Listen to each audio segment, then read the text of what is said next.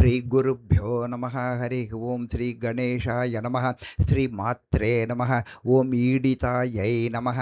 श्रीमद्देवी भागवत महापुराण मूल पारायणம் ஸ்கந்தம் 5 அத்தியாயம் 34 நவராத்திரி பூஜா மகிமை. ओं नमः चंडिकायै राजोवाच भगवन् ब्रूहि मे सम्यक् तस्या आराधने विधिं पूजा विधिं च मंत्रां च तथा होम विधिं वद। ऋषिर्वाच शृणु राजन् प्रवक्ष्यामि तस्या पूजा विधिं शुभं कामदं मोक्षदं नृणां ज्ञानदं दुःखनाशनम्। आदौ स्नान विधिं कृत्वा शुचि शुक्लाम्बरो नरः आचम्य प्रतय कृत्वा शुभमायतनं निजं ततो वलिप्तभूम्यां तु संस्थानाभ्यासनमुत्तमं तत्रोपविश्य विधिवत् त्रिराचम्यमुदान्वितः।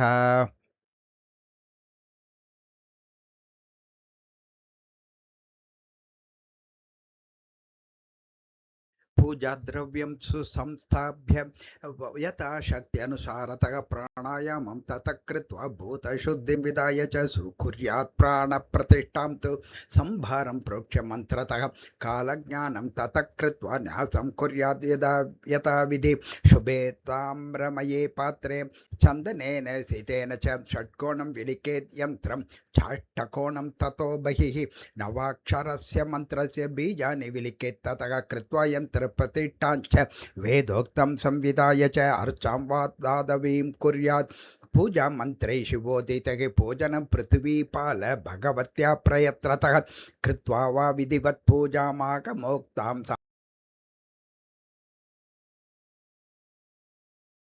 होमं दशांशतः कुर्यात् दशांशेन च तर्पणं भोजनं ब्राह्मणानां च तद्दशांशेन कारयेत् त्रयपाठञ्च नित्यं कुर्याद् विसर्जयेत्। नवरात्रव्रतं चैव विधेयं विधिपूर्वकम् अश्विने च तथा चैत्रे शुक्ले पक्षे नराधिप नवरात्रोपवासो वै कर्तव्यः शुभमिच्छताम्। होमस्सु विपुलः कार्यो जप्य मन्त्रैषु पायसैः शर्करा घृतमिश्रैश्च मधुयुक्तैः संस्कृतैः साकमांसेन वा कार्यो बिल्वपत्रैः तथा शुभैः कयारि कुसुमैरक्तैः तिलैर्वा शर्करायुतैः अष्टम्यां च चतुर्दश्यां नवम्यां च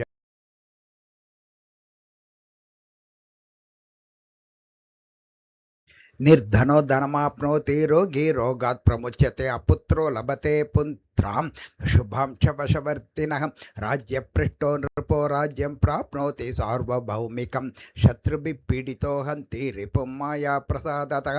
विद्यार्थी पूजनं यस्तु करोति नियतेन्द्रियः अनवद्यां शुभां विद्यां विन्दते न अत्र संशयः। ब्राह्मणक्षत्रियो वैश्यः शूद्रो वा भक्तिसंयुतः पूजयेत् जगतां दात्रीं स सर्वसुखभाग् भवेत्।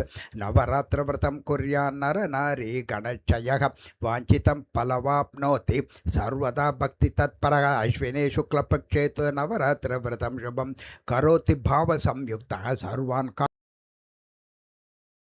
विधिवन्मण्डलं कृत्वा पूजास्थानं प्रकल्पयेत् कलशं स्थापयेत् तत्र वेदमन्त्रविधानतः यन्त्रं सुरुचिरं कृत्वा स्थापयेत् कलशोपरि वापयित्वा यवांश्चारून् पार्श्वतः परिवर्तितान् कृत्वा परिविधानं च पुष्पमाला समावृतं धूपदीपसंयुक्तं कर्तव्यं। चण्डिकागृहं त्रिकालं तत्र कर्तव्या पूजा शक्त्यनुसारतः वित्तषाढ्यं न कर्तव्यं चण्डिकाया च पूजने धूपैर्दीपैषु नैवेद्यैः फलपुष्पैरनेकशः गीतवाद्यैः स्तोत्रपाठैः वेदपारायणैस्तथा उत्सवस्तत्र कर्तव्यो नानावादित्र संयुतैः कन्यकानां